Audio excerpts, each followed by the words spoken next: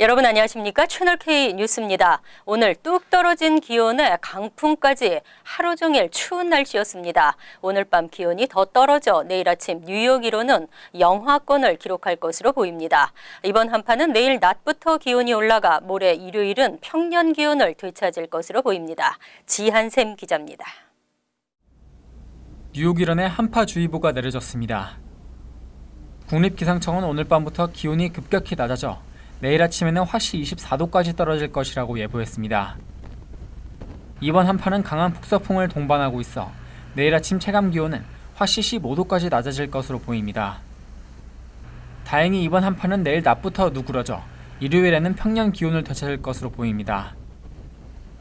한편 기상청은 올겨울 라니냐가 시작됐다며 기상이변이 많을 것이라고 예보했습니다. 라니냐 현상은 태평양 적도 부근 해수면 온도가 평소보다 낮은 상태가 지속되는 현상으로 라니냐가 발생하면 예측하기 어려운 대류의 이동으로 기상이변이 발생합니다. 국립해양대기국은 라니냐가 있는 겨울에는 미국의 북서부에 눈이 많고 남부는 건조하다면서 남동부와 대서양 연안은 예년보다 따뜻할 수 있다고 예보했습니다. 하지만 뉴욕과 북동부 지역에는 예상치 못한 한파가 닥칠 수 있다고 발표했습니다. 채널K 뉴스 지한샘입니다. 뉴저지 최저임금 인상과 부자 증세 방안이 현실화될 전망입니다. 필 머피 뉴저지 주지사 당선자는 경제적 평등을 위한 조치를 강조하며 조속한 실현을 선언했습니다. 머피 주지사 당선자가 당선 후 첫 언론 인터뷰를 가졌습니다. 그는 경제적 평등을 위한 조치를 최우선적으로 처리할 것이라며 최저임금 인상과 부유층 소득세 인상을 조속히 실현하겠다는 뜻을 밝혔습니다. 전 크리스티 주지사 집권 8년 내내 좌절됐던 최저임금 인상과 부자 증세를 머피 당선자는 후보 시절부터 공약으로 꾸준히 내세워왔습니다. 지난해 성사되지 못한 최저임금 인상 법안은 현재 8달러 중반대인 최저임금을 첫해 10달러 10센트로 인상하고 이후 4년간 매년 1.25달러씩 올리는 내용입니다. 머피 차기 주지사의 최저임금 인상도 이처럼 단계적으로 올리는 방식이 될 전망입니다. 또 부자 증세는 현재 100만 달러 이상 고소득자의 소득세율을 현행 8.97%에서 10.75%로 올리는 것이 골자입니다. 이와 함께 머피 당선자는 유급 병가 확대, 남녀 근로자 간 소득 차별 금지 등도 조속히 실현하겠다는 계획입니다. 한편 최저임금 인상과 부자 증세는 한인 사회도 직결된 중요한 문제입니다. 일부 스몰 비즈니스 업주들의 우려에 대해 민주당은 임금 인상에 따른 빈곤 해소와 지출 증대로 지역 경제가 활성화될 수 있다고 설명했습니다. 연방상원공화당의 세제개혁 수정안이 공개됐습니다. 주택모기지 이자 공제 혜택과 개인소득세율 7단계를 그대로 유지하는 내용입니다. 9일 상원재정위원회는 신규 주택 구입 시 모기지 이자 공제 상한선을 100만 달러로 변경하는 수정안을 제시했습니다. 하원의 세제 개혁안에서는 50만 달러로 제한했었습니다. 법인세율은 현행 35%에서 20%로 인하하는 대신 1년 유예해 2019년부터 적용하는 방안이 포함됐습니다. 하원에서는 법인세율을 즉각 낮추는 안을 제시했었습니다. 이처럼 상원 수정안은 여러 부분에서 하원안과 차이를 보이고 있습니다. 특히 개인 소득세율도 현행 7단계를 그대로 유지하도록 하고 대신 현행 최상위 고소득층에 적용하는 최고 39.6%의 세율은 38.5%로 낮추도록 했습니다. 앞서 하원의 안에서는 개인 소득세율을 4단계로 최고 개인 소득세율은 39.6%를 유지했었습니다. 이와 함께 하원 안에서는 폐지됐던 자녀 입양 세금 크레딧을 부활시키고 현역 군인에게 제공되던 의료비, 학자금 융자 이자 등의 혜택도 부활시켰습니다. 하지만 주와 로컬 정부의 재산세 및 소득세 공제는 기존대로 폐지하기로 했습니다. 부양자녀 세액 공제는 하원안보다 50달러 더 높은 17세 미만 자녀 1인당 최대 1,650달러로 확대했습니다. 한편 이날 하원의 세제 개혁 법안이 통과됐습니다. 총기 규제에 대한 미국인들의 의견은 여전히 팽팽합니다. 하지만 최근 여론조사에서 처음으로 총기 규제에 찬성하는 비율이 절반을 넘었습니다. 9일 갤럽이 공개한 여론조사 결과에서 응답자의 51%는 새로운 총기 규제 법안의 통과를 지지한다고 밝혔습니다. 지난 2000년 이후 갤럽이 조사한 총기 규제에 대해 찬성이 절반이 넘는 것은 이번이 처음입니다. 지난 2012년 총기 규제를 위한 새로운 입법에 찬성하는 응답은 47%였습니다. 2011년보다 12%포인트 증가한 것이지만 절반을 넘지는 못했습니다. 2012년에는 샌디옥 초등학교 총기 난사로 20명의 어린이와 6명의 성인이 목숨을 잃었습니다. 이후 2년 10개월 동안 142번의 총격 사건이 발생한 것으로 나타났고 지난 10월에는 라스베이거스 총기 난사 사건, 이어 11월 5일에도 텍사스에서 또 총기 난사 사건이 발생했습니다. 그럼에도 2012년에서 2017년 총기 규제를 위한 새 입법에 찬성하는 비율은 여전히 절반 이하를 유지했습니다. 한편 전미총기협회는 1970년 이전 사냥꾼 등 총기를 사용하는 직업군을 보호하는 이익단체에서 이후 총기 관련 사업이 성장하면서 강력한 로비력을 갖게 성장했습니다. 현재 의회에 대한 총기협회의 영향력은 막강하고 총기 사용에 너그러운 문화와 역사적 배경까지 더하면서 총기 문제는 쉽게 풀리지 않고 있습니다. 정작 폐지되어야 하는 법은 의원들의 치열한 논쟁으로 처리되지 못하면서도 폐지되지 말아야 하는 법안은 대통령의 펜놀림 하나로 속수무책이 되곤 합니다. 다카 폐지 이후 법안 처리가 지연되면서 하루 120여 명이 추방 위기에 처하고 있습니다. 의회가 오바마 케어 폐지, 세제 개혁안 통과 등으로 씨름하는 사이 속수무책 추방 위기에 몰리는 청소년들은 늘어만 가고 있습니다. 9일 워싱턴 소재 진보 성향의 민간 경제 연구기관 센터 포 아메리칸 프로그레스에 따르면 지난 9월 5일 트럼프 대통령이 다카 6개월 유예 후 2년간 단계적 폐지를 발표한 이후 현재까지 7,900명 이상이 다카 지위를 상실한 것으로 나타났습니다. 매주 851명, 하루 122명꼴로 추방 위기에 처하고 있는 셈입니다. 특히 지난 10월 5일까지 갱신 신청을 하지 않은 2만 2천 명도 앞으로 6개월 후면 추방 유예가 사라져 추방 위기에 처합니다. 이처럼 앞으로 나라의 재원이 될 청소년들이 추방 위기에 처하면서 당사자와 가족뿐 아니라 경제에도 막대한 피해가 되는 것으로 나타났습니다. 공화당 일각에서는 다카 수혜자 구제 법안 연내 통과를 목표로 민주당과 본격 조율에 나설 것으로 보입니다. 댄 뉴하우스 연방 하원 의원은 최근 다카 구제 법안이 완벽하진 않겠지만 아무 행동도 취하지 않는 것은 용납할 수 없다고 밝혔습니다. 폴 라이언 하원 의원도 중도파 공화당 의원과 수혜자 구제 법안에 착수할 것이라는 입장을 밝힌 바 있습니다. 다카 수혜자들을 구제하기 위한 법안 통과를 촉구하는 범동포 서명 운동이 전개 중입니다. 하지만 참여가 저조한 것으로 나타났습니다. 9일 시민참여센터가 발표한 드림 액트 통과 촉구 서명 현황에 따르면 뉴욕주 772명, 뉴저지 239명 등 전국적으로 1,762명이 서명에 참가했습니다. 하지만 시민참여센터, 이민자 보호교회, 민권센터 등이 목표로 하고 있는 청원 인원은 주별 최소 2,000명 이상이어서 보다 적극적인 참여가 절실함을 보여주었습니다. 지난달부터 시민참여센터, 이민자 보호교회, 민권센터 등은 추방 위기에 몰린 다카 수혜자들을 구제하기 위한 드림 액트 범동포 온라인 서명 운동을 전개하고 있습니다. 서명은 웹사이트의 이름과 주소, 이메일, 전화번호 등을 입력하면 완료되고 서명을 받은 청원서는 해당 지역 연방 상하원 의원들에게 전달됩니다. 시민참여센터는 지역 의원들에게 우리의 의사를 전달하는 것이 무엇보다 중요하다고 강조하며 한인들의 서명 참여를 독려했습니다. 민주당은 트럼프 대통령과 공화당의 다카 폐지에 드림 액트 재추진으로 맞서고 있습니다. 이민자 보호를 천명한 한인교회들은 지난달 맨해튼에서 열렸던 2017 코리안 퍼레이드에서도 드림 액트 통과를 위한 배너를 들고 행진했습니다. 한편 드림 액트는 어린 시절 부모를 따라 입국한 불법 체류 이민자, 청소년 및 청년들에게 합법적 체류 신분은 물론이고 시민권까지 제공하는 내용을 골자로 하고 있습니다.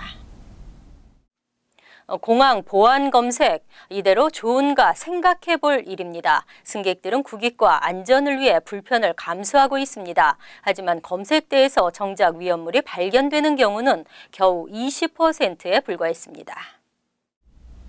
국토안보부가 최근 미국 내 주요 공항 보안 검색대에서 행한 테스트 결과가 충격적으로 나왔습니다.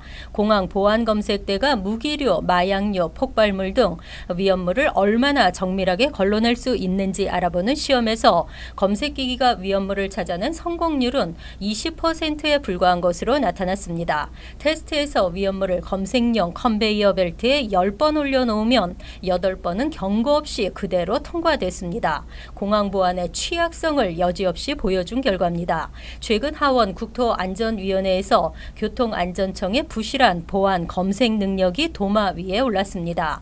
마이클 로저스 의원은 교통안전청 관리들에게 당신들이 운영하는 기관은 심하게 망가졌으며 주의가 필요하다고 지적했습니다. 빌 키링 의원은 검색을 잘할 수 있는 기술과 돈이 있는데 어디에 전용한 게 아닌가 의심된다고 말했습니다. 한편 국토안보부는 테스트 후 모두 8가지 공항 보안 검색 강화 방안을 교통안전청에 권고했습니다. 뉴저지 트랜짓 기차 기관사 10명 중 1명 이상이 수면 장애를 겪고 있는 것으로 나타났습니다. 기관사의 수면 장애가 기차 사고로 이어지고 있습니다. 뉴저지 트랜짓에 따르면 현직 기관사 373명을 대상으로 수면 장애 검사를 한 결과 44명에서 수면 무호흡 증세가 나타났습니다. 트랜짓 측은 이들을 업무에서 배제했다고 밝혔습니다. 수면 무호흡이란 수면 중 적절한 호흡이 되지 않는 경우로 숙면을 이룰 수가 없습니다. 때문에 만성 피로를 느끼게 되고 주간에 조는 경우가 발생합니다. 기관사가 수면 무호흡증을 겪는다면 졸음운전 가능성이 높게 되는데 이는 기차 탈선 등 사고의 원인이 됩니다. 지난해 9월 뉴저지 호버큰역에서 발생한 트랜짓 기차 탈선 사고에서도 기관사가 앓고 있는 수면 무호흡증이 확인됐고 이를 이유로 기관사가 졸음 운전을 했을 가능성이 제기됐습니다. 당시 사고 기차는 규정 속도보다 2배나 빨리 달리면서 멈추지 못하고 역 안으로 돌진한 것입니다. 트랜짓은 호버큰역 사고 이후 모든 기관사를 대상으로 수면 무호흡증 검사를 의무화하고 있습니다. 한편 지난 2013년 12월 한인 안기숙 씨가 사망한 메트로놀스 기차 탈선 사고에서도 기관사의 졸음 운전이 원인으로 드러나면서 최근 수면 무호흡증은 잇따른 기차 탈선 사고의 원인으로 지목되고 있습니다. 세상이 이제 여자와 남자로 구분되는 시대는 지났습니다. 앞으로 뉴욕 지하철 안내방송에서 신사숙녀 여러분이라는 표현이 사라집니다. 9일 뉴욕포스트는 MTA가 최근 기관사를 포함한 지하철 운영 요원들에게 신사숙녀 여러분 지금 다음 열차가 들어오고 있습니다 등과 같은 표현 대신 패신저, 라이더스, 에브리원 등을 사용하라는 지침을 내렸다고 보도했습니다. 이는 성소수자 등을 고려해 성중립적 표현을 사용한 것입니다. 영국 런던 지하철도 지난 7월 안내방송에서 신사숙녀 여러분이라는 호칭을 없애고 헬로 에브리원을 채택했습니다. 네덜란드 암스테르담시 당국도 연설이나 문서에서 신사숙녀 여러분, Dear Sir, Dear Madam 대신 참석자 여러분, Dear Resident 등을 사용하기로 한 바 있습니다. 이제 세상에는 여자도 남자도 아닌 사람이 분명히 존재하고 외형에 얽매이지 않고 자신이 생각하는 정체성으로 살아갈 수 있는 다양한 가능성이 열리고 있습니다. 사회도 이를 인정하고 있습니다. 이어서 LA 지역 한인사회 소식입니다. 한국 수산물의 우수성을 알리기 위한 수산물 통합 수출 브랜드 Kfish가 미국 시장 공략에 나섰습니다. 대한민국 해양수산부는 오늘 LA 베버리힐스의 한 호텔에서 한국의 프리미엄 수산물 수출 통합 브랜드 Kfish를 알리는 Kfish 글로벌 런칭 행사를 개최하고 브랜드의 의미를 강조했습니다. Kfish 브랜드를 신청한 업체들은 우리 국내나 외국의 유명한 인증기관에 기본적으로 인정을 받은 업체들이 품질하고 능력 검증을 받게 됩니다. 그래서 일정한 저희가 85점 정도의 높은 수준을 통과하고 나면은 Kfish 브랜드를 사용할 수 있도록 허용을 하고요. 그 이후에도 1년에 수시로 그리고 3년 되면 전반적으로 Kfish 브랜드에 대한 재평가를 다시 실시를 합니다.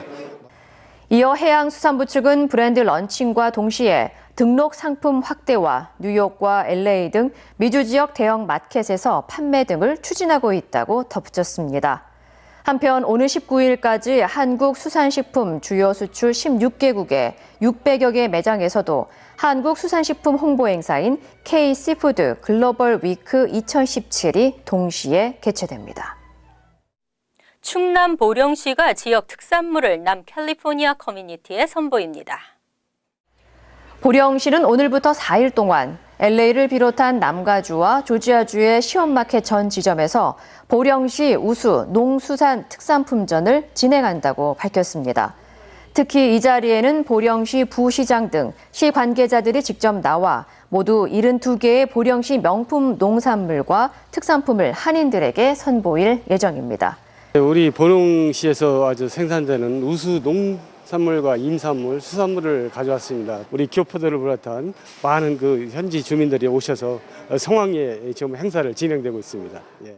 한편 이번 행사에는 한인 고객들을 위한 경품 행사 등 다양한 이벤트도 진행될 예정입니다. 간추린 소식입니다.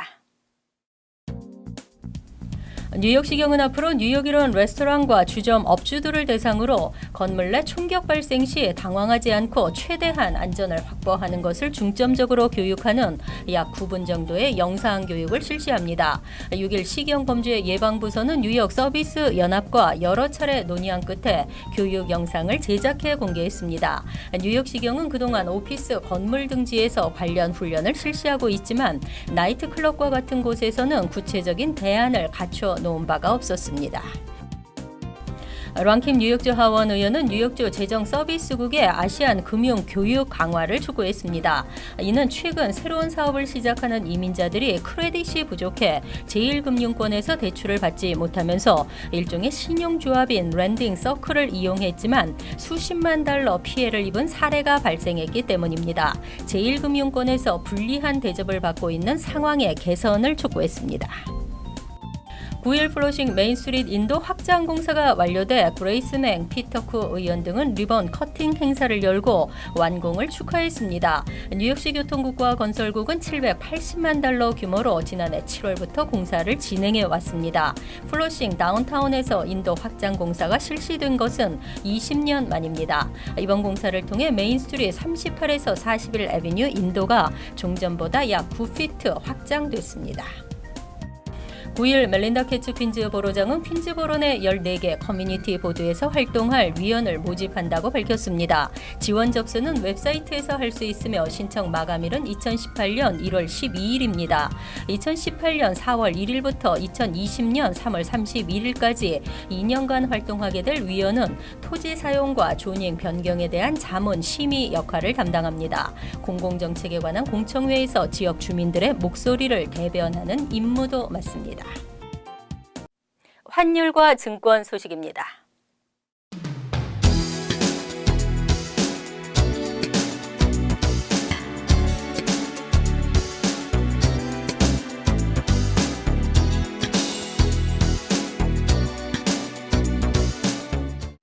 이어서 날씨입니다.